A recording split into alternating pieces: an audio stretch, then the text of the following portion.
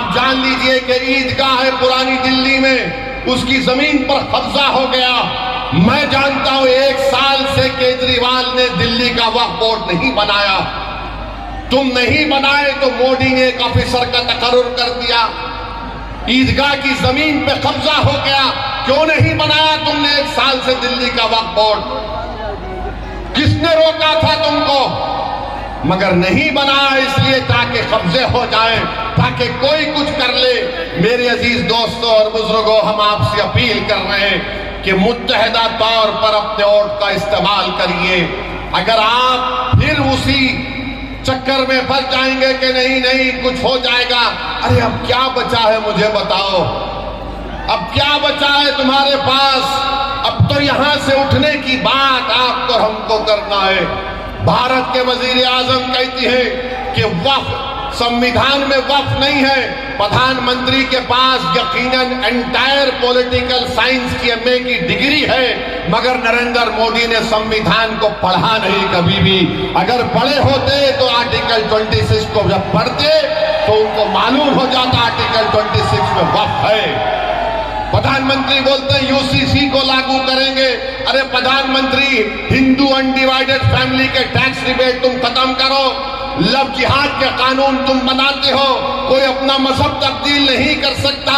और आजकल बीजेपी तो बाबा साहेब अम्बेडकर के बारे में अनाप शनाप बक रही है। अगर आज अम्बेडकर जिंदा होते तो अम्बेडकर से कहा जाता कि अगर आप मजहब तब्दील करना चाह रहे तो परमिशन लो। रहे उनको बेल क्यों नहीं हो सकती बताओ? मेरे अजीज दोस्तों और बुजुर्गों, यही नाइंसाफी है। अगर आज आप मुस्तफाबाद से अपनी आवाज को बुलंद करना चाहते हैं, अगर आप इस नाइंसाफी को खत्म करना चाहते हैं, तो मुत्तहदा तौर पर अपने वोट का इस्तेमाल करिए।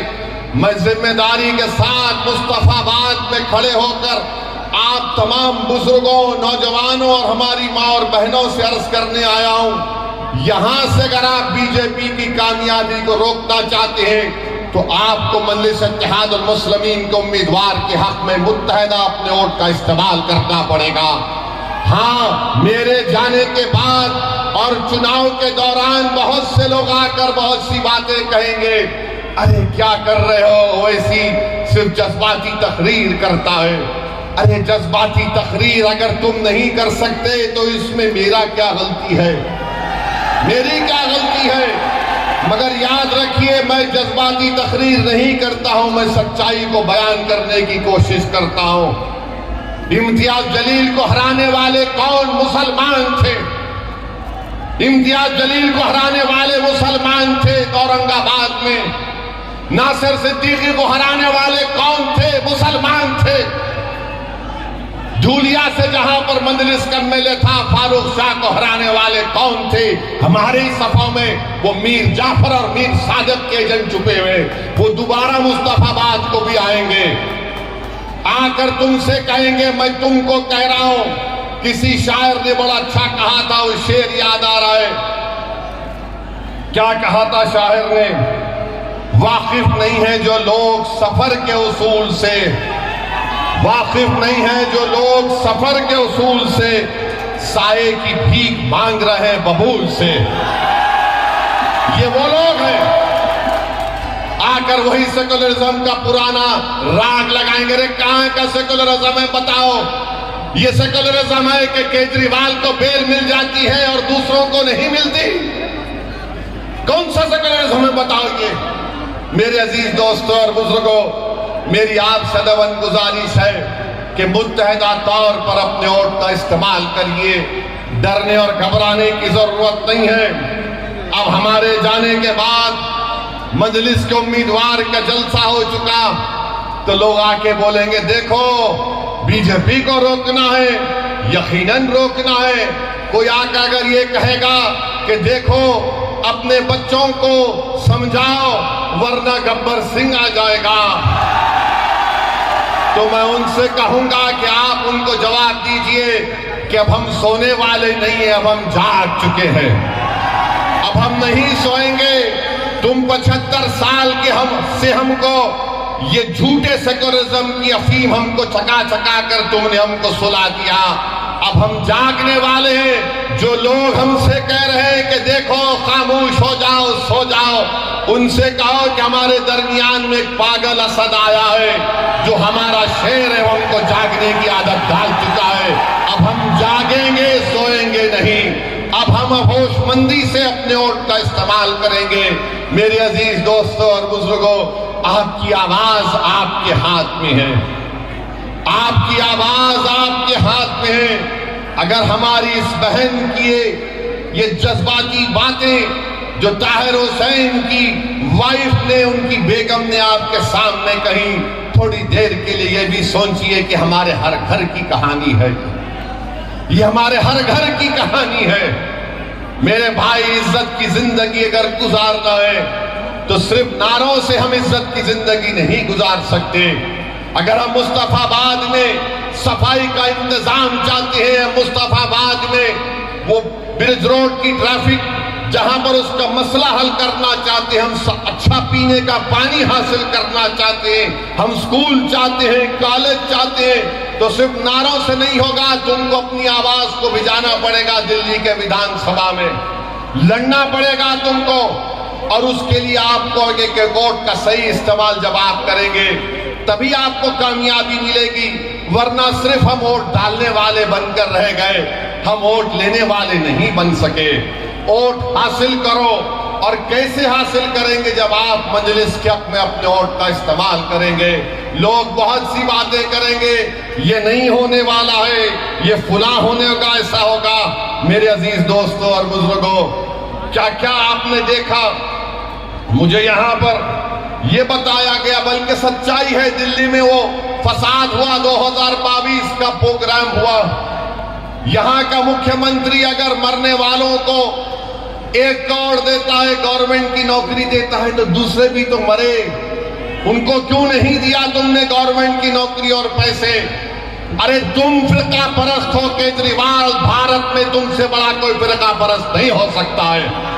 नरेंद्र मोदी का अगर कोई हकीकी भाई है, नरेंद्र मोदी का अगर कोई हकीकी भाई है तो उसका नाम केजरीवाल है, याद रखो आप। सिक्के के 2 रुख हैं ये, सिक्के के 2 रुख हैं ये। करे फसाद में सब मरे, मरने वाले मासूम थे, तो तुम सबको देना था गवर्नमेंट की नौकरी और एक्सग्रेशिया, मगर नहीं दिए, नहीं दिए। मैंने उस वक्त भी कहा, कौन है बताओ, जब ये कोविड लगा था तो तबलीगी जमात पर झूठा इल्जाम लगाने वाला कौन था? यही केजरीवाल था। सुपर स्प्रेडर का नाम दिया था। बड़ी बड़ी बातें करते हैं, हम ये स्कूल बनाए, हम फुला किए। अरे मुस्तफाबाद को केजरीवाल मेरे साथ चल के बताओ तुमने क्या काम किया, मैं दिखाऊंगा तुमको। यहां पर आएंगे, मुसलमानों के दरमियान में आएंगे तो बोलेंगे देखो आपकी जिंदगी को हम बचा रहे हैं। और हमारे हिंदू भाइयों के इलाकों में जाएंगे तो बोलेंगे देखो हमने ये अस्पताल बनाया, ये स्कूल बनाया। क्यों अस्पताल स्कूल यहां पर क्यों नहीं बना? मेरे अजीज दोस्तों और बुजुर्गों, जो लोग चमचागिरी करते हैं, जो लोग चापलूसी करते हैं, जो अपने ईमान को सुपर स्प्रेडर का नाम दिया था, बड़ी बड़ी बातें करते हैं, हम ये स्कूल बनाए, हम फुला किए। अरे मुस्तफाबाद को केजरीवाल मेरे साथ चल के बताओ तुमने क्या काम किया, मैं दिखाऊंगा तुमको। यहां पर आएंगे, मुसलमानों के दरमियान में आएंगे तो बोलेंगे देखो आपकी जिंदगी को हम बचा रहे हैं। और हमारे हिंदू भाइयों के इलाकों में जाएंगे तो बोलेंगे देखो हमने ये अस्पताल बनाया, ये स्कूल बनाया। क्यों अस्पताल स्कूल यहां पर क्यों नहीं बना? मेरे अजीज दोस्तों और बुजुर्गों, जो लोग चमचागिरी करते हैं, जो लोग चापलूसी करते हैं, जो अपने ईमान को अखियारों की चौखट पर बेच देते हैं, गिरवी रख देते हैं, वो कभी भी आवाम की आवाज नहीं बन सकते। मेरी इस बात को याद रखो आप, कभी भी कुछ नहीं कर पाते। क्या क्या नहीं हो रहा है, हम मुझे यहां पर हमारे शोएब जामाई साहब बताए कि कचरे का कितना बड़ा मसला है, कितना बड़ा मसला है। और जब ये केजरीवाल मुख्यमंत्री बने तो पब्लिसिटी के लिए 1 रुपया खर्चा होता था। अब केजरीवाल के मुख्यमंत्री बनने के बाद 44 रुपए पब्लिसिटी पर खर्चा किए जाते हैं। 44 रुपये। अपना घर बनाए, केजरीवाल ने अपना घर बनाया तो गवर्नमेंट के पैसों से महल बना लिया। अरे केजरीवाल, तुम यहां पर आकर देखते मुस्तफाबाद में लोग कैसी अपनी जिंदगी गुजारते हैं। मेरे अजीज दोस्तों और बुजुर्गों, नेशनल ग्रीन ट्रिब्यूनल ने दिल्ली हुकूमत पर 900 करोड़ रुपए का उनका कहा कि कंपनसेशन दो, मगर ओखला, गाजीपुर, भलसावा में जो कचरे के पहाड़ बन रहे हैं, ऐसा लगता है कि जूनागढ़ के गिरनार से भी लंबे पहाड़ कचरे के बन रहे हैं। कोई पूछने वाला नहीं है क्या डेवलपमेंट हुआ दिल्ली में, कुछ दिक्कत नहीं आता। आपकी आवाज जब होगी तो डेवलपमेंट दिक्कत आएगा। अगर आपकी आवाज नहीं होगी तो याद रखिए कोई डेवलपमेंट नहीं होगा। ये आम आदमी पार्टी का मुख्यमंत्री महरौली से एक साहब को टिकट देने का ऐलान किया। वो नरेश साहब का नाम लिए, बोला गया कि उनके ऊपर इल्जाम लगाया गया था, बल्कि कोर्ट ने सजा भी दी थी, वो कुरान की बेहुरमती करे थे। ये इनका असली चेहरा। आप जान लीजिए कि ईदगाह है पुरानी दिल्ली में, उसकी जमीन पर कब्जा हो गया।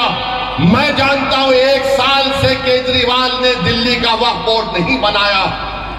तुम नहीं बनाए तो मोदी ने एक ऑफिसर का तकर्रुर कर दिया। ईदगाह की जमीन पे कब्जा हो गया, क्यों नहीं बनाया तुमने 1 साल से दिल्ली का वक्फ बोर्ड? किसने रोका था तुमको? मगर नहीं बनाया इसलिए ताकि कब्जे हो जाए, ताकि कोई कुछ कर ले। मेरे अजीज दोस्तों और बुजुर्गों, हम आपसे अपील कर रहे हैं कि मुत्तहदा तौर पर अपने वोट का इस्तेमाल करिए। अगर आप फिर उसी चक्कर में फंस जाएंगे कि नहीं नहीं कुछ हो जाएगा, अरे अब क्या बचा है मुझे बताओ, अब क्या बचा है तुम्हारे पास? अब तो यहां से उठने की बात आपको हमको करना है। भारत के वजीर आजम कहती है कि वक्फ संविधान में वक्फ नहीं है। प्रधानमंत्री के पास यकीनन एंटायर पॉलिटिकल साइंस की एमए की डिग्री है, मगर नरेंद्र मोदी ने संविधान को पढ़ा नहीं कभी भी। अगर पढ़े होते तो आर्टिकल 26 को जब पढ़ते तो उनको मालूम हो जाता आर्टिकल 26 में वक्फ है। प्रधानमंत्री बोलते हैं यूसीसी को लागू करेंगे। अरे प्रधानमंत्री, हिंदू अनडिवाइडेड फैमिली के टैक्स रिबेट तुम खत्म करो, लव जिहाद के कानून तुम बनाते हो, कोई अपना मजहब तब्दील नहीं कर सकता। और आजकल बीजेपी तो बाबा साहेब अम्बेडकर के बारे में अनाप शनाप बक रही है। अगर आज अम्बेडकर जिंदा होते तो अम्बेडकर से कहा जाता कि अगर आप मजहब तब्दील करना चाह रहे तो परमिशन लो। वक्फ की जायदादों को छीनने की कोशिश बीजेपी कर रही है और दिल्ली में 1 साल से वक्फ बोर्ड नहीं बनाया जाता। बहरहाल मेरी आप तमाम से अपील है कि आप मजलिस की तायीद करिए। पिछले बार भी आपने मजलिस के उम्मीदवारों की तायीद की, हमको कामयाबी नहीं मिली, मगर हमारे हौसले बुलंद हैं, हम कभी मायूस नहीं हो सकते। मेरा काम लड़ना है, मेरा काम अवाम के दरमियान में जाकर अपनी पार्टी की बात को आपके सामने रखना है। मेरा काम, इम्तियाज जलील का काम यह है कि भारत की पार्लियामेंट में हम आप अवाम के मसाइल को उठाते हैं। मेरे अजीज दोस्तों और बुजुर्गों, मेरी आपसे दबन गुजारिश है कि आप हमारे उम्मीदवार की तायीद करें, इनको कामयाब करें। अरे आप अगर इनको कामयाब करेंगे तो यकीन मानिए ये जो बच्चे हमारे लोग जेलों में सड़ रहे हैं, जिनकी जवानियां खत्म हो चुकी हैं, जिनके माँ बाप, उनकी आंखें तड़प रही हैं अपने बच्चों को देखने के लिए, जिसकी माँ तड़प रही है, जिसका ज़ईफ बाप तड़प रहा है, आपसे मेरी गुजारिश है कि एक वोट का इस्तेमाल करिए। ये इलेक्शन आपको एक पैगाम देना है तमाम पार्टीज को, चाहे बीजेपी हो, आम आदमी पार्टी हो, कांग्रेस हो। आपको पैगाम अपने वोट से देना है कि देखो हम अभी जिंदा हैं यहाँ पर, हम अपने बेटों को, अपने भाइयों को नहीं भूले, हम अपने वजूद का एहसास दिलाएंगे। हम मुस्तफाबाद के विकास के लिए मजलिस को वोट दीजिए, आप देखेंगे सब दौड़ दौड़ कर आएंगे। वरना ये सब पार्टियां जानती हैं बीजेपी किसी मुसलमान को टिकट नहीं देती। नरेंद्र मोदी तो कह चुके हैं कि मुस्लिम औरतें ज्यादा बच्चे पैदा करती हैं। नरेंद्र मोदी तो कह चुके हैं कि मंगलसूत्र निकालकर मुस्लिम बहनों को दिया जाएगा। मगर नरेंद्र मोदी जो बोले, आरएसएस के मोहन भागवत उल्टा कर दिए और मोहन भागवत बोल रहे हैं कि अब देश की जनता को 3 बच्चे पैदा करना चाहिए।